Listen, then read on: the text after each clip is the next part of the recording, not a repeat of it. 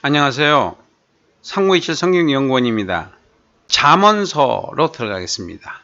잠언서는 31장 31절로 되어 있습니다. 그리고 전체 주제는 지혜를 구하라가 되겠습니다. 그리고 개요는 12가지로 구분을 했습니다. 자, 그 다음에 우리가 이제 개관도 펴니까 개관을 중심으로 말씀을 드리겠습니다. 개관은 나누는 거고 구분하는 건데 여기서 대단원 주제와 중단원 주제로 나눌 수 있습니다. 대단원 주제는 두 가지고 그 다음에 중단원 주제는 12가지가 되겠습니다. 그래서 대단원 주제를 먼저 본다면은 지혜와 지식의 근본은 여호와를 경외하는 것이다. 이제 그 내용인데 1절부터 7절까지가 되고 그 다음에 8절부터 31장 31절까지는 지혜에 대한 다방면의 적용들로 구분이 되어 있어요. 물론 주제는 다 다릅니다. 그렇지만은 그 의미는 같습니다. 그래서 중단원으로 본다고 하면은 1번부터 1. 여호와를 경외하라. 2. 지혜의 잠언. 3. 젊은이가 경계해야 할 것. 4. 지혜와 어리석음. 5. 악인과 의인. 6. 경건에 대한 잠언. 7. 행실에 관한 잠언. 8. 사람들에 관한 잠언. 9. 인간관계. 10. 처신에 관한 잠언. 11. 아굴의 잠언. 12. 르무엘의 잠언 해서 전부 12가지가 되겠습니다. 자, 이것을 이제 중단원 중심으로 말씀을 드리겠습니다. 자, 본서를 이제 잠언을 연구하는 과정 속에서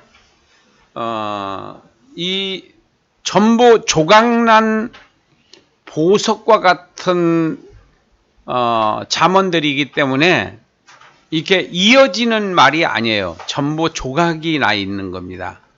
그래서 이것을 문맥을 이렇게 주제를 정한다는 것이 시편보다도 더 어려움을 겪었습니다. 이 잠언이. 그렇지만은 어쨌든 두 가지로 나눠서 소단원 주제를 중심으로 해서 정리를 했습니다. 자, 먼저 1번이 여호와를 경외하라. 그래서 잠언과 비유와 지혜의 말, 그리고 두 번째가 여호와를 경외하는 것, 이것을 지식의 근본으로 여호와를 경외하는 것, 그 경외한다고 하는 말의 그 의미가 두렵고 떨림으로 섬김. 그러니까 일단 여호와 하나님을 두려워한다는 것은 우리가 죄를 멀리한다는 거거든요. 그리고 우리가 죄를 짓는다는 것은 여호와 하나님을 가볍게 보는 거고.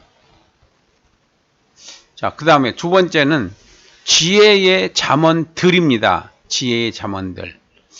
자, 그래서 악한 친구들, 지혜의 충고, 지혜를 추구, 하나님을 신뢰, 공경, 지혜의 가치와 능력, 친절과 관용, 지혜의 필요성, 악한 동무들을 조심하라. 자신을 살피라. 네 마음을 지켜라. 무엇보다도 음료를 주의하라. 그리고 보증을 하지 마라. 게으른 자들은 개미에게 배우라. 간음하지 말라. 매춘부를 주의하라. 지혜와 어리석음, 탁월한 지혜, 지혜의 호소, 지혜가 말하는 진리, 창조자의 지혜, 지혜의 필요성. 지혜와 어리석음. 그 다음에 다섯 번째가 의인과 악인, 지혜자와 우매자의 생활, 이웃과의 관계, 지혜자와 우매자의 특성, 훈계, 지혜자와 우매자의 행실, 정직한 자의 기도. 그 기도가 참 유명한 기도죠. 부하지도 못해도 여호와를 경외하는 것이 복되다. 그 다음에 여섯 번째가 경건에 관한 잠언, 하나님을 의뢰하는 삶, 미련함, 그 다음에 지혜자의 성품, 바른 행실, 경건한 삶. 일곱 번째, 행실에 관한 잠언, 지혜자의 교훈, 경건한 생활, 탐심과 술과 음료. 여덟 번째, 사람들에 관한 잠언, 지혜자가 주는 것, 행악자의 일, 지혜자의 경계. 아홉 번째, 인간관계, 왕과 이웃, 미련한 자. 열 번째, 처신에 관한 잠언, 흉고와 격려, 악인과 의인, 국가의 정의 수립. 11번째, 아굴의 잠언, 인간의 대표적 죄, 어리석음과 지혜. 12번째, 르무엘의 잠언, 왕에게 요구하는 지혜, 현숙한 여인의 가치. 이렇게 개관을 본론을 했습니다. 결론을 보겠습니다. 잠언은 31장 31절 되어 있습니다. 그리고 지혜를 구하라. 지혜와 지식의 근본은 여호와를 경외하는 것이다. 그리고 지혜에 대한 다방면의 적용들이 8절부터 31장 31절까지로. 의미. 여호와를 경외하는 것이 지혜와 지식의 근본이다. 솔로몬이 주장하는 지혜는 여호와를 경외하는 것이다. 그 지혜는 경건한 삶을 살 수 있게 하는 능력이 있다고 그랬어요. 근데 솔로몬은 처음에는 지혜를 받아서 지혜로웠었는데 나중에는 지혜롭지 못합니다. 그 이유는 바로 하나님의 말씀을 거스립니다.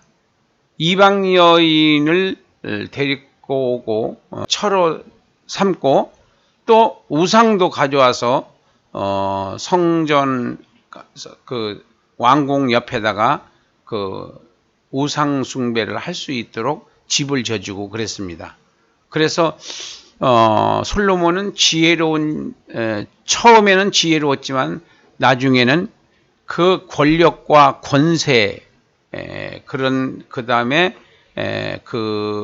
나중에는 너무 그 백성들이 힘들어하는 것을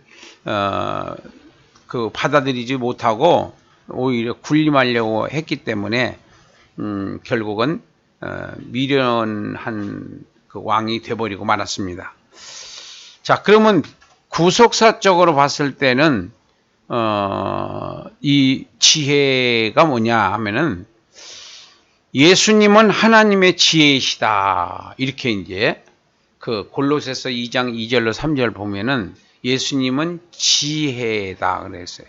지혜다. 건축자들이 버린 돌이신 예수님. 이게 무슨 의미냐면 시편 118편 22절 23절에 있고 이것을 마가복음 12장에서 인용했어요. 건축자들이 버린 돌이 요긴하게 쓰임받았다. 뭐에 쓰임받았느냐면은 인류 구속을 위해서 바로 예수님을 사용하셨는데 이 건축자들이 버린 돌이라는 말의 그 의미가 대제사장들이나 서기관들이나 바리새인들이 예수님을 모셔드리지 않고 영접하지 않고 성박에다가 갖다가 십자가에 못 박혀 죽였어요. 이건 버렸다는 거죠. 근데 하나님께서는 그 예수를 통해서 인류를 구원하시는 엄청난 일을 해내신 거예요.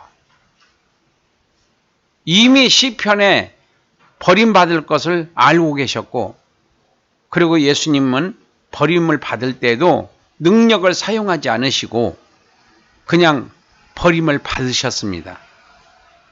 그래야 하나님이 택하신 인류를 구원할 수 있었기 때문에 그렇습니다. 이게 뭐냐? 이게 바로 하나님의 지혜라는 거예요. 예수님은 하나님의 지혜가 되는 것입니다. 그러니까 그 지혜는 세상의 지식으로 접근할 수 없는 하나님의 영역이다. 이렇게 우리가 이해를 해야 됩니다. 예수님을 믿음으로 구원을 받게 하신 것은 하나님의 지혜예요. 아무리 공부를 많이 하고 석박사를 몇 개를 가지고 있다 손 치더라도 이것이 안 믿어지는 겁니다.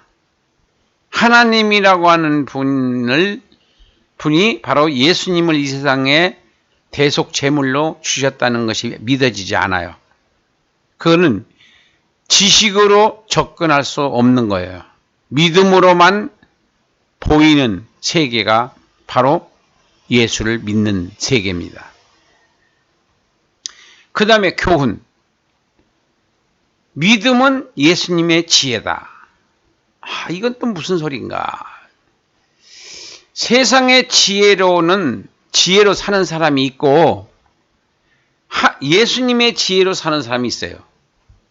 이게 무슨 말이냐 하면은 세상의 지혜로 사는 사람들은